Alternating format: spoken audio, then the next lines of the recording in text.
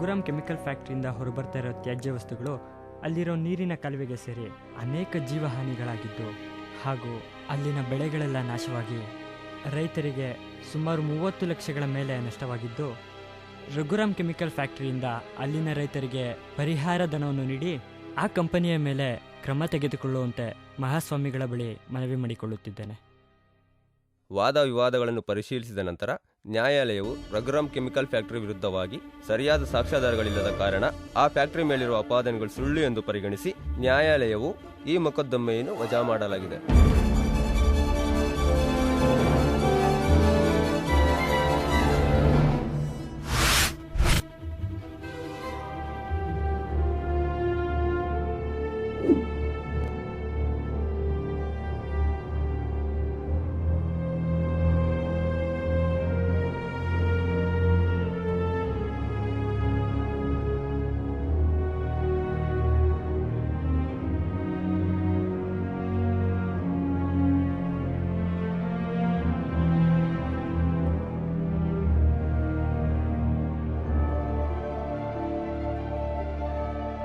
Sir, ಇದು ಹೊಸ ಥರದ ಪ್ರಾಜೆಕ್ಟ್.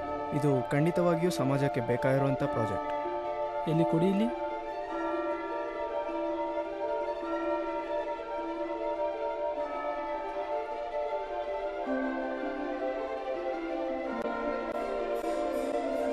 ನಾನು ಪೂರ್ತಿ ಸ್ಟಡಿ ಮಾಡಿ ನಾಳೆ ಹೇಳ್ತೀನಿ. ಸರಿ ಸರ್.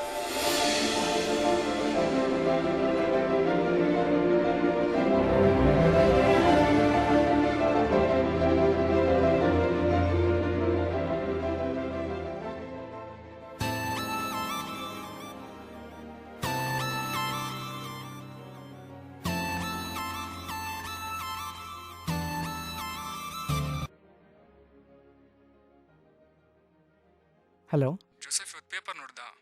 ನೀನು ನಮ್ಮ ಹತ್ರ ಹೇಳ್ತಾ ಇದ್ದಲ್ಲ ಪ್ರಾಜೆಕ್ಟು, ಅದು ಇವತ್ತು ಬೆಳಿಗ್ಗೆ ನಿಮ್ಮ ಸರ್ವಿಸಲ್ಲಿ ಆಚೆ ಬಂದಿದೆಯಲ್ಲ.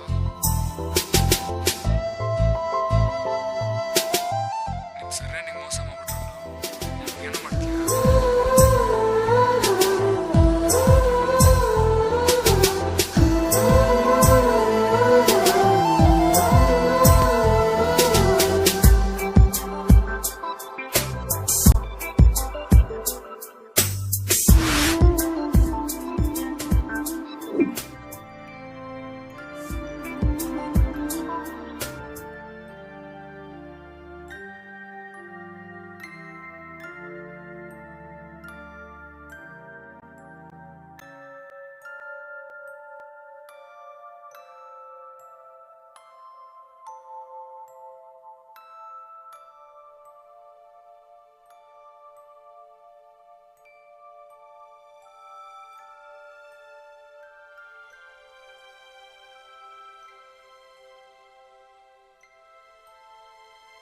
ಹಾಯ್. ನಮಸ್ತೆ ಸರ್.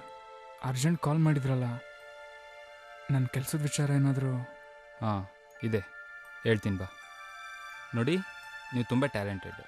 ನಾವು ಕೊಟ್ಟಿರೋ ಎಲ್ಲ ಟೆಸ್ಟಲ್ಲೂ ಪಾಸ್ ಆಗಿದ್ದೀರಾ. ಆದರೆ ಏನಾದರೆ ಸರ್? ನಿಮಗೆ ಕೆಲಸ ಕೊಡೋಕ್ಕಾಗಲ್ಲ ಅನ್ನೋದು ಯಾವುದೇ ಕಾರಣ ಇಲ್ಲ. 5 ಲಕ್ಷ ಕೊಟ್ಟರೆ ಈ ಕೆಲಸ ಬಂದ.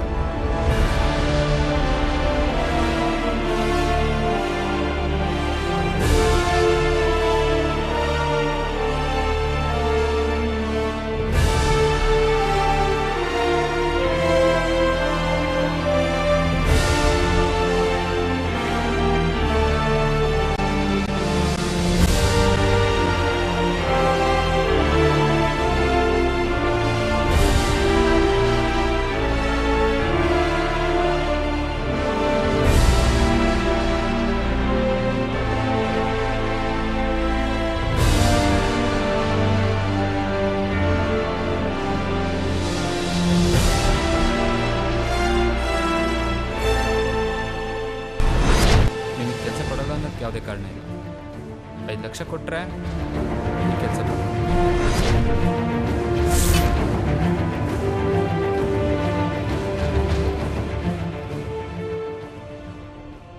ಇವಾಗ ಏನು ಮಾಡೋಣ ಅಂತಿದ್ದೀರಾ? ಕೊಲೆ. ಏನು ಕೊಲೆನಾ? ಹೌದು, ಕೊಲೆನೇ. ಇಂಥವ್ರು ಈ ಸಮಾಜದಲ್ಲಿರಬಾರ್ದು. ಇವ್ರುಗಳ್ನ ಕೊಂದ್ರೇ ಸಮಾಜ ಕ್ಲೀನ್ ಆಗೋದು. ಉಳಿದವ್ರಿಗೆ ಉಪಕಾರ ಆಗುತ್ತೆ. ಕೊಲೆ ಮಾಡ್ತೀವಿ ಅಂತ ನಿರ್ಧಾರ ಮಾಡ್ಕೊಂಡಿದ್ದೀವಿ.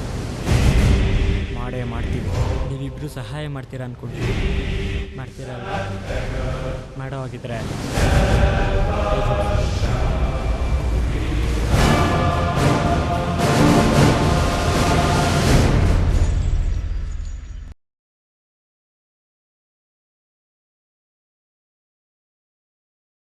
ಕೊಲೆ ಆರೋಪದಲ್ಲಿದ್ದ 3 ಅಪರಾಧಿಗಳನ್ನು ನ್ಯಾಯಾಲಯವು ಜಾಮೀನಿನ ಮೇಲೆ ಬಿಡುಗಡೆ ಮಾಡಲಾಗಿದೆ.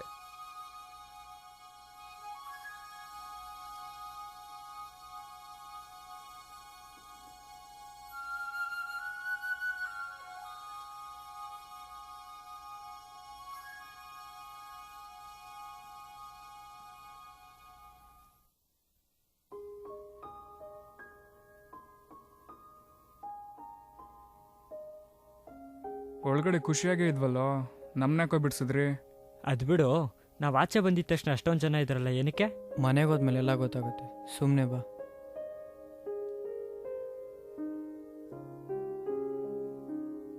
ಏನು ವಿಷಯ ಅಂತ ಹೇಳ್ದೇನೆ ಕರ್ಕೊಂಬರ್ತಾ ಇದೆಯಲ್ಲೋ? ಎಲ್ಲ ಗೊತ್ತಾಗತ್ತೆ, ಒಳಗೆ ಬಾ.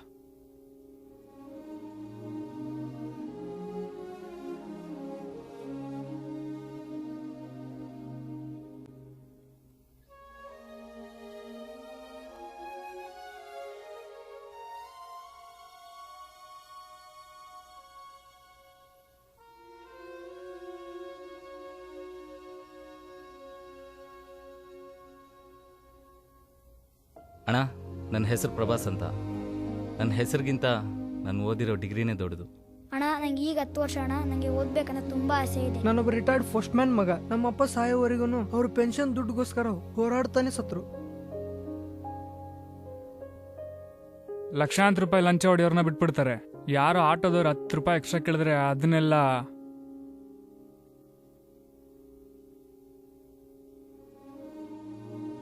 ಆದರೆ ನನ್ನ ಕೆಲಸ ಇಲ್ಲ ಅಣ್ಣ.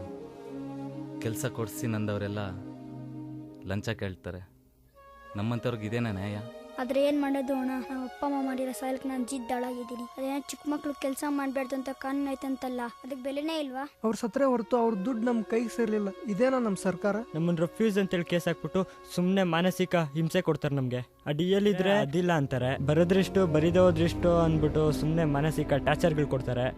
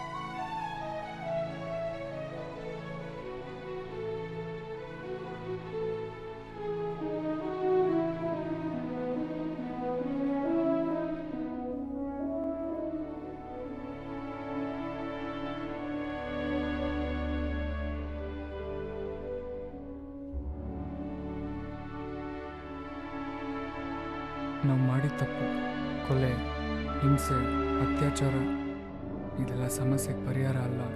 ಇದೆಲ್ಲ ಮೊದಲೇ ಯಾಕೆ ನಮ್ಗೆ ಅರ್ಥ ಆಗಲಿಲ್ಲ?